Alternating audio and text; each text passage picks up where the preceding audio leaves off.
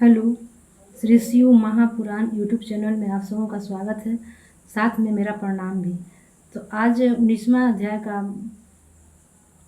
वर्णन कर रही हूँ। तो 19वां अध्याय में है श्राद्ध देव का वर्णन है। श्राद्ध देव कैसे जग द्वारा अपने पुत्र की प्राप्ति किए हैं। तो आज उन्हीं का 19वां अध्याय में उन्हीं का वर्णन है। तो इस वर्णन को सुनने से पहले अपने शिव गुरु को स्तुति करती हूँ।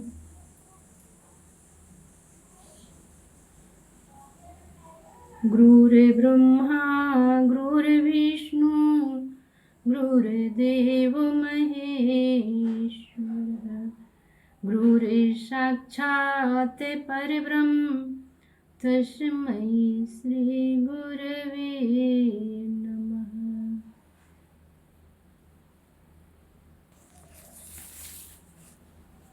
ये 19वां अध्याय है। ब्रह्मा जी ने कहा, हे पुत्र, अब मैं श्राद्ध देव अर्थात वैवस्वत मनु के वंश का वर्णन करता हूँ। इस वंश के राजा बड़े तपस्वी तथा प्रतापी थे। एक बार श्राद्ध देव ने वशिष्ठ मुनि की सहायता से तेजस्वी तथा भाग्यवान पुत्र की प्राप्ति हेतु वरुण यज्ञ करना आरंभ किया। उस समय श्राद्ध देव की रानी ने वशिष्ठ जी से एकांत में यह विनय की कि हे ऋषि, आप ऐसा उपाय कीजिए जिससे मेरे गर्भ द्वारा पुत्र न होकर कन्या का जन्म हो। कन्या पुण्य को बढ़ाने वाली तथा मुक्ति को प्रदान करने वाली होती है। अस्तु, आप मेरी प्रार्थना अवश्य स्वीकार करें। यह सुनकर वशिष्ठ जी ने पुत्र प्राप्ति के मंत्र के बदले कन्या प्राप्ति के मंत्र को जपना आरंभ कर दिया। परिणाम स्वरूप जग पूर्ण होने पर बालक के बदले कन्या का जन्म हुआ। उस कन्या का नाम इला रखा गया। हे नारद, उसमें श्राद्ध देव मनु ने वशिष्ठ जी से यह पूछा, हे गुरु, मैंने पुत्र की कामना से यज्ञ किया था, परंतु कन्या क्यों उत्पन्न हुई, इसका कारण बताने की कृपा करें। तब वशिष्ठ जी ने उन्हें वास्तविकता का ज्ञान कराते हुए कहा, हे राजन, हम तुम्हारे मनोरथ को भी पूर्ण कर देंगे। इस प्रकार जब श्राद्ध देव की चिंता दूर हो गई, तब उन्होंने इला की ओर प्रसन्नतापूर्वक देखा।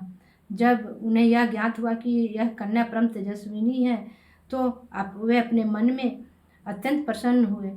फिर उन्होंने इला को इरा नाम से संबोधित करते हुए अपने पास बुलाकर यह कहा, हे पुत्री, तुम हमारे समीप आकर खेलो। उस समय इरा उन्हें उत्तर देते हुए बोली, हे पिता, मेरा जन्म मित्रा वरुण के अंश से हुआ है। यद्यपि आपको पुत्र की आकांक्षा थी, परंतु माता की अभिलाषा पूर्ण करने हेतु मेरा जन्म हुआ है। फिर भी मैं आपकी अभिलाषा भी पूर्ण कर दूंगी। आप मुझे मित्रा वरुण के पास जाने की आज्ञा दीजिए।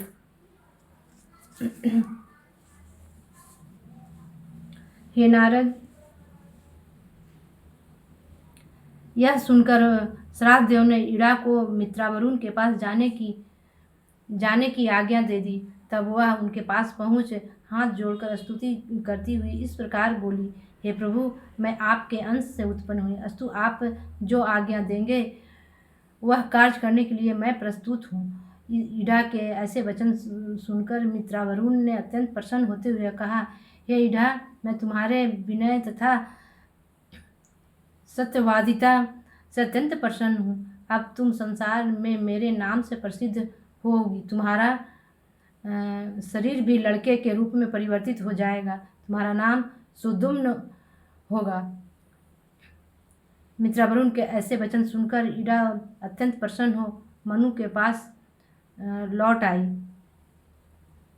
उन्हीं दिनों वशिष्ठ जी ने भगवान सदाशिव को प्रसन्न करके यह वर मांगा कि श्राद्ध देव की पुत्री इड़ा पुत्र रूप में परिवर्तित हो जाए। अस्तु, शिव जी के वरदान एवं मित्रा वरुण की कृपा से इड़ा लड़का हो गई और सुदुम्न नाम से संसार में प्रसिद्ध हुई।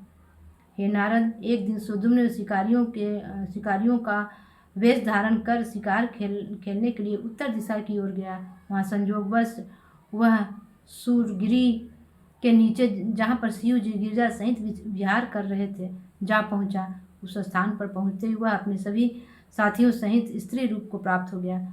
यह आश्चर्य देखकर सब लोग अत्यंत चकित हुए। सुदुम्न के वहाँ पहुंचकर स्त्री हो जाने का वह कारण था कि एक बार जब भगवती गिरजा उस स्थान पर भगवान सदाशिव के साथ विहार कर रही थी, तब कुछ देवता शिव जी के दर्शन करने हेतु उस स्थान पर जा पहुँचे थे। परंतु जब उन्होंने यह देखा कि शिव जी विहार में मग्न हैं, तब वे लज्जापूर्वक वहाँ से लौट आए और बद्री वन में ठहर गए। जब गिरजा को यह ज्ञात हुआ कि यह देवता आए थे और उन्हें विहार करते हुए देख गए हैं, तो वह अपने मन में अत्यंत लज्जित हुई। उस समय शिव जी ने गिरजा के हृदय को संतोष प्रदान करते हुए कहा, हे गिरजे, भविष्य में जो भी मनुष्य स्थान पर आएगा वह स्त्री का रूप हो जाएगा। इसलिए जब वह वहाँ पहुँचा तो उस साप के प्रभाव के कारण स्त्री हो गया। हे नारद,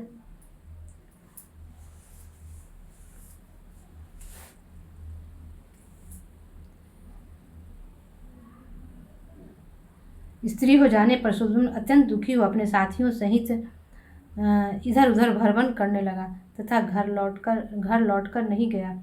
जिसमें वह वन में भ्रमण कर रहा था, तभी चंद्रमा का पुत्र बुध भी उसके समीप पहुंचा।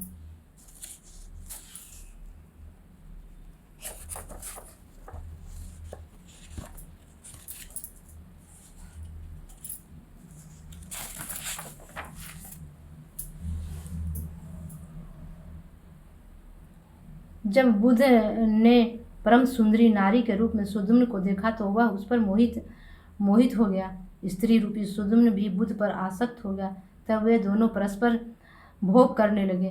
उन दोनों के संयोग से पुरुरवा नामक एक अत्यंत प्रतापी राजा का जन्म हुआ। राजा पुरुरवा संसार में अत्यंत प्रसिद्ध हुआ। उसी समय से संसार में चंद्रवंश का आरंभ हुआ, जिसमें आगे चलकर भगवान श्री कृष्णचंद्र जी ने अवतार लिया था। चंद्रवंश के राजाओं की कथा अनेक है।